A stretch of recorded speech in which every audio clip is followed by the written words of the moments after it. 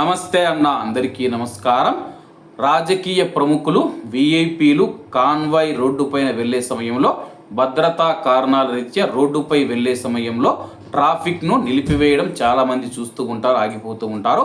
అలాగే ఈ నేపథ్యంలో రద్దీ సమయాలలో ప్రజలు ఒకంత ఇబ్బందులు గురవుతూ ఉంటారు.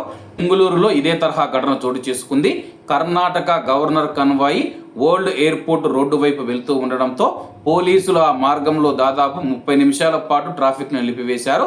దీంతో ఒక వ్యక్తి తీవ్ర ఆగ్రహానికి గురయ్యారు. గర్భవతిగా ఉన్న తన భార్యను అత్యవసర చికిత్స కోసం ఆసుపత్రికి తీసుకువెళ్తూ ఉండగా ట్రాఫిక్ నిలిపివేయడం పైన ఆగ్రహం వ్యక్తం చేస్తూ గవర్నర్ కన్వాయ్ వచ్చే రహదారి పైన ధర్నాకు దిగారు.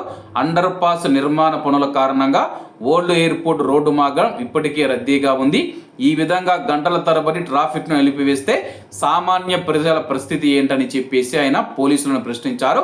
తన భార్య గర్భవతి అని, అత్యవసర వైద్య పరిస్థితి కంటే విఐపి కన్వాయ్లకి ప్రాధాన్యం ఇస్తారంటూ ఆగ్రహం వ్యక్తం చేశారు. ట్రాఫిక్ క్లియర్ చేసే వరకు రోడ్డుపై నుంచి కదలనని చెప్పడంతో పోలీసులు ఒకవైపు వాహనాలను క్లియర్ చేశారు. ఈ ఘటనకు సంబంధించిన వీడియో సోషల్ మీడియాలో వైరల్గా మారడంతో విఐపి కల్చర్ పైన నెటిజన్లు తీవ్ర ఆగ్రహం వ్యక్తం చేస్తూ ఉన్నారు. విఐపీల సౌకర్యాలకు ఇచ్చే విలువ ప్రజల ప్రాణాలకు లేకుండా పోతుందని చెప్పేసి మండిపడుతూ ఉన్నారు. మరి దీనిపైన మీ యొక్క అభిప్రాయాన్ని కామెంట్ రూపంలో తెలియజేయండి.